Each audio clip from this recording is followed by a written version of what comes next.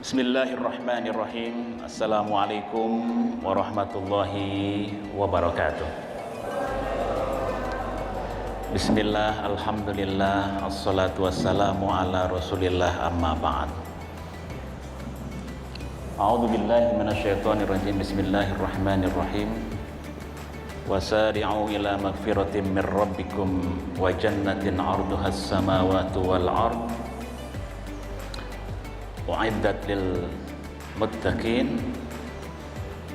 Shadaqallahul azim wa shadaqar rasulul karim wa nahnu ala dzalika minasy syahidin. Bapak Ibu hadirin dan hadirat, shaimin dan shaimat yang berbahagia, alhamdulillah pada siang hari ini kita diberikan nikmat oleh Allah Subhanahu wa taala. Kita diberikan kesehatan oleh Allah Subhanahu wa taala sehingga kita pada hari ini, sampai hari ini kita dapat menjalankan ibadah puasa dan menikmati halawah. Halawah itu gula-gula, ya, gula-gula bonus spiritual yang ada di bulan Ramadan. Bapak Ibu sekalian, shaimin dan shaimat yang berbahagia, keluarga besar Fakultas Kedokteran, kita harus bersyukur kepada Allah Subhanahu wa taala karena masih diberikan oleh Allah Subhanahu wa taala untuk bisa menjumpai bulan Ramadan pada tahun ini. Karena boleh jadi banyak di antara kita yang tahun lalu masih bersama kita, masih duduk bersama, tapi kemudian pada hari ini, pada tahun ini sudah tidak lagi bersama kita dan menikmati kebersamaan di bulan Ramadan. Bapak Ibu sekalian yang berbahagia, dalam Islam setiap ibadah itu pasti ada tujuannya, dan tujuannya itu tidak hanya terkait dengan si pelaku saja, tidak terkait dengan konteks peningkatan kesalehan individual. Selalu saja ketika Al-Quran misalnya berbicara tentang ibadah, maka selalu di ujungnya itu selalu ada harapan-harapan atau tujuan yang ingin dicapai. Kalau gini jadi kelihatan semua ya. Mau jadi grogi juga saya ini. Selalu begitu Bapak Ibu sekalian. Coba perhatikan ya, Budizil ya, perhatikan dalam banyak ayat Al-Quran. Misalnya yang hari ini kita lakukan puasa, ya ayyuhalladzina amanu kutiba alaikumusiyam kama kutiba alal ladzina min qablikum la'allakum tattaqun. Ujungnya itu la'allakum tattaqun. Kenapa puasa? Agar kita menjadi orang yang bertakwa. Salat misalnya, salat juga begitu Bapak sekalian. Innas sholata tanha 'anil fahsya wal munkar. Salatlah, sesungguhnya salat itu ya, sungguh salat itu mencegah kita melakukan perbuatan keji dan mungkar. Dan seterusnya banyak ayat-ayat atau hadis yang menunjukkan bahwa setiap ritual yang kita jalankan Bapak sekalian itu tidak semata-mata untuk menunjukkan ketaatan kita kepada Allah. Meskipun esensi ibadah itu esensi ibadah itu adalah ketundukan kita kepada Sang Khalik. Bahkan yang lebih tinggi lagi adalah menunjukkan rasa syukur kita kepada Sang Pencipta. Makanya Nabi Rasulullah, padahal Rasulullah itu sudah maksum. Maksum itu artinya dijaga, diampuni dari dosa. Tapi meskipun sudah dijamin Rasulullah itu diampuni segala dosanya, kemudian juga masuk surga, tapi ibadahnya lebih hebat dari dekan FK misalnya. Ibadahnya lebih hebat dari dekan Fikes.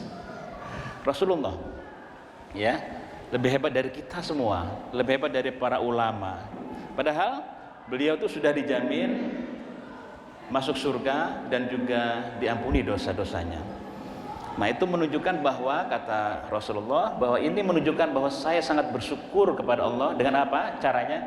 Dengan beribadah secara sungguh-sungguh dan memperbanyak ibadah, kira-kira begitu.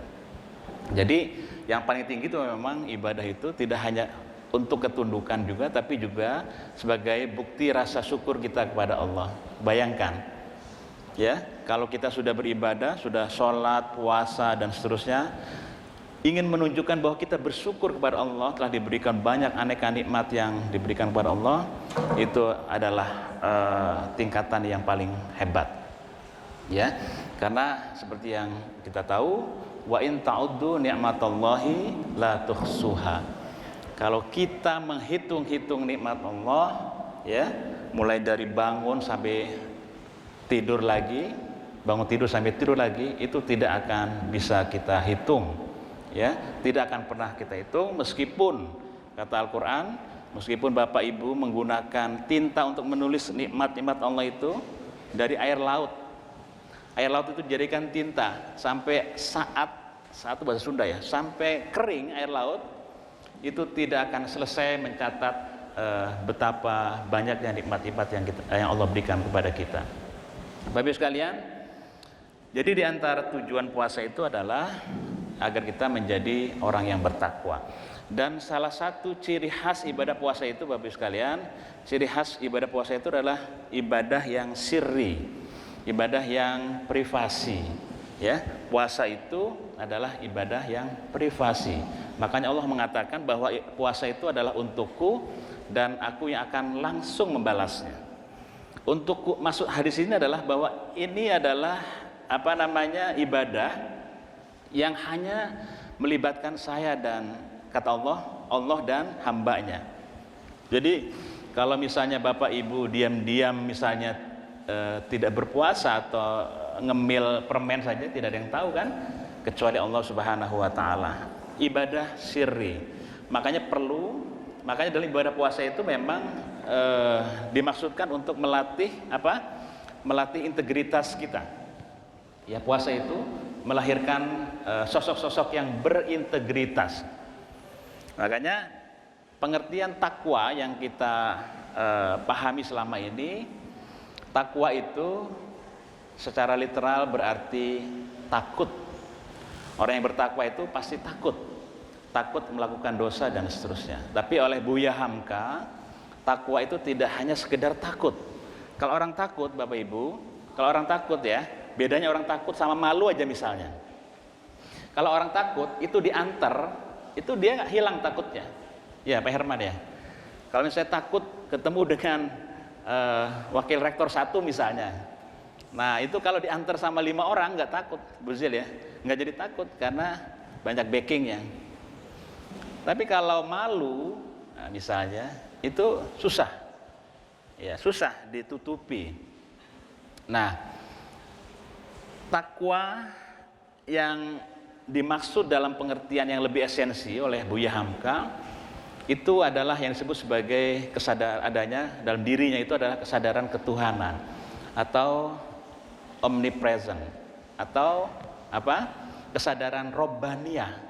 Jadi orang yang bertakwa itu punya kesadaran ketuhanan. Kesadaran ketuhanan itu artinya bahwa dia menyadari, ya, bahwa Allah selalu hadir dalam diri kita. Dalam setiap jengkal langkah kita, Allah selalu hadir. Itu namanya omnipresent atau memiliki kesadaran robbaniyah atau ribbiyah. Jadi kalau orang ciri yang sederhana orang yang bertakwa itu, orang yang berhasil melaksanakan ibadah puasa itu adalah orang yang memiliki kesadaran ketuhanan, omnipresent. Jadi kemanapun, apapun yang dilakukan, dia merasa bahwa Allah selalu melihat kita. Nah itu adalah didikan orang-orang atau didikan ibadah puasa seperti itu. Tadi itu saya sebutkan bahwa ibadah puasa itu adalah ibadah silent, ibadah sirriyah, ya, ibadah yang hanya melibatkan Allah dan hamba yang berpuasa itu. Karena tidak ada yang tahu selain Allah apa yang kita lakukan. Itu makna dari asyamuli wa ana ajzibi itu. Artinya puasa itu untukku khusus. kata Allah, dan aku sendiri yang akan membalasnya. Itu maknanya seperti itu, bahwa kita berpuasa itu adalah dalam rangka mendidik kita menjadi orang-orang yang punya kesadaran ketuhanan, kesadaran Robbaniyah, kesadaran Ribbiyah atau omnipresent. Nah, saya kira itu tujuan besar dari ibadah puasa. Nah, kalau ciri-ciri orang yang bertakwa itu, Bapak Ibu sekalian, itu banyak dalam Al-Quran. Misalnya dalam surah Al-Baqarah disebutkan alladzina yuqimunas sholata wa mimma razaqnahum yunfiqun. Alladzina yu'minuna bil ghaibi wa yuqimunas sholata, dan seterusnya. Nah, ciri pertama misalnya orang yang bertakwa itu adalah meyakini hal yang gaib. Hal yang gaib. Nah, ini sudah terlihat ya bahwa ini susah dicerna, susah dipahami, susah dimengerti. Hanya orang-orang yang memiliki kesadaran ruhani yang tinggi yang mau memahami dan mau meyakini hal-hal yang gaib. Karena gaib itu kan tidak kasat mata, tidak empirik ya, Bapak Ibu sekalian. Kita percaya nggak malaikat? Pernah lihat malaikat nggak? Nggak kan? Kecuali yang sudah bertemu dengan malaikat Israel, ya, ya, atau yang mendapat wahyu dari Allah, enggak. Kita percaya enggak dengan setan, dengan jin dan seterusnya? Semua itu ada, Bapak Ibu sekalian, tapi bersifat gaib, dan itu ada. Termasuk juga surga, neraka, itu adalah hal-hal yang gaib. Bapak Ibu sekalian, salah satu ciri utama pembeda antara umat Islam atau agama Islam dengan agama yang lain adalah kepercayaan terhadap hari akhir. Nah, hari akhir ini itu ciri. Kalau orang tidak percaya dengan hari akhir, maka sudah ketahuan bahwa dia bahwa agamanya itu tidak, atau keyakinan itu sudah pasti tidak benar. Dan itu menjadi ciri khas ajaran Islam. Karena ketika kita mempercayai ada hari akhir, hari pembalasan, maka kita selama masa hidupnya ini tentu akan mempersiapkan bekal menghadapi hari akhir itu. Jadi kalau kita tidak percaya, maka seperti orang-orang sekuler, Bapak Ibu sekalian. Buat apa sih kita berbuat baik sekarang? Buat apa sholat? Toh nanti juga mati, kemudian dikubur dan hilang. Karena orang itu tidak mempercayai adanya pembalasan di hari akhir. Nah, itu saya kira salah satu ciri pembeda antara keyakinan Islam dengan yang lain. Karena memang banyak di antara manusia yang tadi itu mengatakan bahwa manusia itu ya seperti binatang saja. Setelah mati, kemudian dikubur atau bangkainya hilang dimakan rayap dan seterusnya, setelah itu selesai, tidak ada pertanggungjawaban. Nah, saya kira itu yang menjadi pembeda yang sangat penting, yang sangat inti di antara berbagai aliran kepercayaan atau keyakinan agama di dunia ini. Bapak Ibu sekalian, banyak lagi ciri-ciri atau indikator seorang yang disebut sebagai takwa. Yang lainnya, misalnya dalam surah Ali Imran itu disebutkan, tadi saya sampaikan, wasari'u ila magfiratin min rabbikum wa jannatin arduhas samawati wal ard uiddat lil muttaqin alladzina yunfikuna fis sarra'i wad dharra. Orang yang bertakwa itu antara lain bahwa mereka selalu berinfak, selalu berderma, baik ketika longgar, ketika banyak duit, maupun ketika bokeh, kira-kira gitu. Jadi ketika susah dan ketika sedang senang selalu bersedekah. Ya, kalau kita lain kan. Jadi kalau ketika susah, ya, nggak ada duit, ada alasan saya nggak punya duit untuk sedekah. Ketika banyak duit, sayang. Nah, itu sudah dua-duanya tidak masuk. Kata Quran, orang yang bertakwa itu cirinya adalah selalu bersedekah, selalu berderma, baik dalam keadaan susah, tidak punya duit, maupun dalam keadaan longgar ketika banyak duit. Kalau dalam keadaan longgar saya kira biasa ya Bapak Ibu sekalian ya. Tapi kalau sedang susah itu yang sulit. Ya. Fisarra'i wad-dharri wal kadhiminal ghaidh, dan menahan amarah. Menahan amarah itu juga ciri orang yang bertakwa. Kita sedang bicara dalam konteks ibadah puasa, Bapak sekalian. Kita sedang dididik menjadi orang-orang yang bertakwa. Antara lain indikatornya itu. Orang tadi yang pertama tadi bersedekah ya dalam keadaan susah dan senang. Kemudian yang berikutnya adalah menahan amarah, mampu menahan amarah. Ya, Bapak Ibu, dalam hadis disebutkan juga ada panduan ketika marah itu. Ketika masih marah misalnya, Bapak Ibu diminta untuk duduk. Ya, duduk supaya mereda tuh amarah. Kalau duduk masih emosi aja, maka tiduran. Masih marah juga, tidur. Ya, dan seterusnya. Saya kira itu cara-cara atau SOP agar kita bisa menahan amarah. Itu jelas, Pak.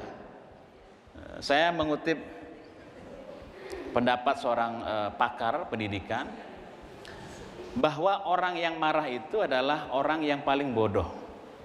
Kenapa paling bodoh? Karena dia tidak tahu lagi caranya selain marah itu. Karena marah itu adalah cara terakhir, jalan terakhir.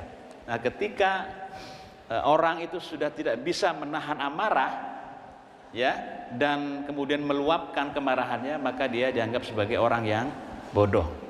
Ya, karena orang sudah marah itu, Pak Herman, kalau seorang marah biasanya gelap mata, pikirannya sudah tidak lagi normal, yang ada hanyalah nafsu yang luar biasa. Nah, itu harus dilatih selama bulan puasa ini, Bapak sekalian. Ya, jadi jangan luapkan amarahnya. Wal afina 'anin nas, ya. Yang berikutnya adalah memaafkan orang lain. Nah, tadi kalau wal kadhiminal ghaidha itu artinya menahan amarah, artinya ada kemarahan tapi kemudian ditahan supaya tidak keluar. Kalau wal afina 'anin nas, memaafkan orang lain, itu sudah tidak ada lagi isi kemarahan. Di hati kita itu bersih, dibersihkan. Karena orang yang memaafkan itu lebih berat daripada minta maaf, gitu ya, Pak Dehar ya. Orang yang meminta maaf itu, orang yang memaafkan itu lebih berat, lebih sulit ketimbang meminta maaf. Nah, diperlukan kejernihan hati, ya, karena memang ketika kita memberi maaf itu artinya kita membersihkan di hati kita dari anasir-anasir kotor atau hitam. Ya, karena kita ingin memberikan memaafkan itu artinya ketulusan kita untuk memberikan maaf kepada saudara kita atau orang lain. Kalau tadi yang pertama bedanya antara yang menahan amarah, kalau menahan amarah kan artinya marah kita, tapi kemudian tidak diungkapkan. Tapi kalau yang lebih tinggi lagi adalah tadi itu memberi maaf, mengosongkan diri kita dari emosi dan sifat yang buruk tadi. Wallahu yuhibbul muhsinin, Allah mencintai orang yang berbuat baik. Nah, yang terakhir ini yang lebih tinggi lagi. Jadi orang yang muhsin itu, ya, Bapak sekalian, adalah orang yang selalu berbuat baik meskipun orang lain berbuat jahat. Jadi meskipun kita disakiti, Bapak Ibu, tapi orang yang muhsin itu adalah kita memberikan kebaikan kepada mereka. Jadi disakitin tapi kita berbuat baik kepada dia, ya. Mereka memukul kita, kita malah mengelus gitu. Kira-kira begitu. Susah kan? Kalau kita disakiti pasti kita balik nyerang pasti. Itu belum muhsin, Bapak sekalian. Belum muhsin. Nah, itu belum bertakwa. Kita dihina, misalnya dihina, dipukul, dijahati, ya. Orang yang muhsin itu tidak membalas dengan kejahatan lagi. Ya. Maka malah memberikan kebaikan. Nabi begitu kan? Ketika setiap hari dilempari tai onta, dilempari batu, ketika yang melempari sakit, ya, ceritanya begitu kan? Mana yang melempari saya setiap hari dengan kotoran dan seterusnya, sakit, kemudian Nabi menjenguknya.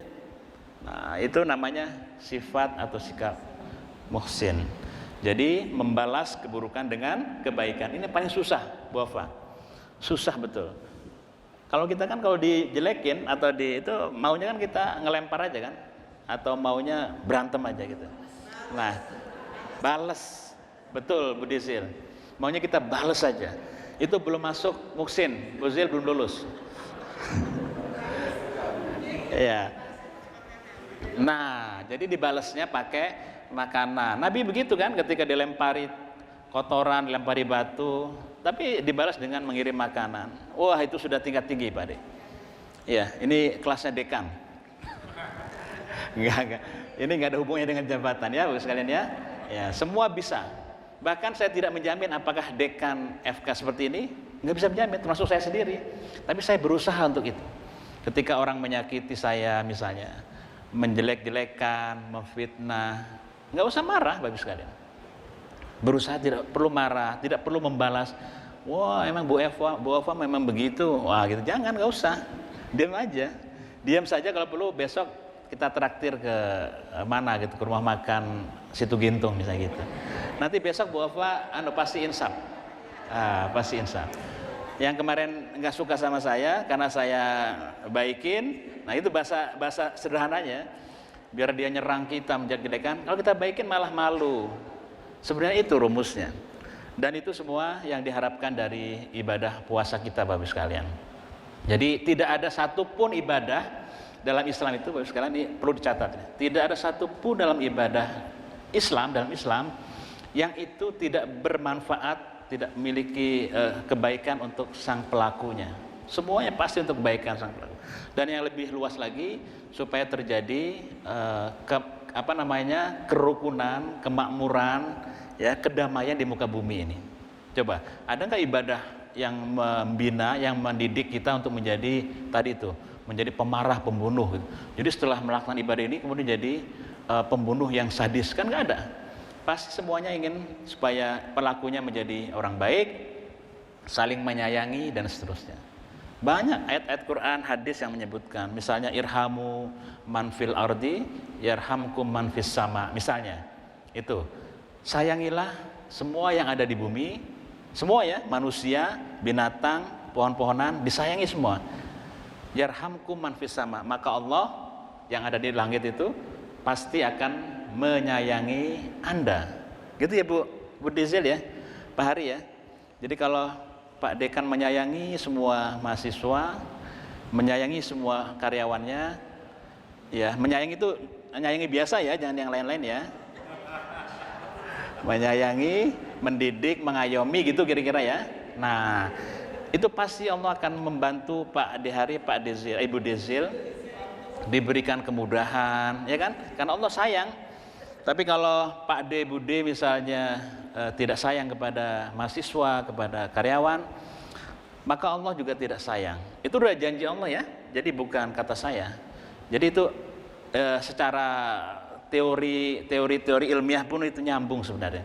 Bahwa ketika kita berbuat baik kepada orang lain, maka ada feedback ke kita. Insya Allah kita juga akan mendapatkan pertolongan dan bantuan dari orang lain. Nah, saya kira itu Bapak Ibu sekalian, selamat menjalankan ibadah puasa. Mudah-mudahan kita tergolong orang-orang yang bisa, yang pandai memanfaatkan momentum ibadah puasa ini untuk kebaikan kita bersama. Insya Allah, jangan sia-siakan ibadah bulan Ramadan ini. Apapun yang kita lakukan semuanya mengandung pahala. Bahkan Bapak Ibu sekalian, kata Nabi, naumu shaimin ibadah.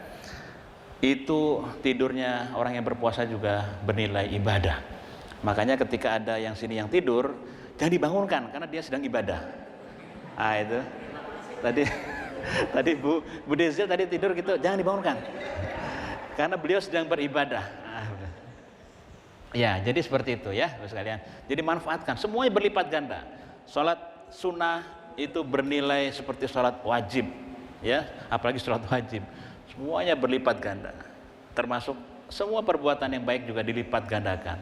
Jangan pernah meremehkan ya perbuatan-perbuatan baik meskipun kecil, apalagi di bulan Ramadan ini. Insya Allah Allah akan melipat gandakan pahala perbuatan baik di bulan suci ini. Demikian, terima kasih. Hasbunallahu wa ni'mal wakil, ni'mal maula wa ni'man nasir, wala haula wala quwata illa billahil aliyil azim. Assalamualaikum warahmatullahi wabarakatuh.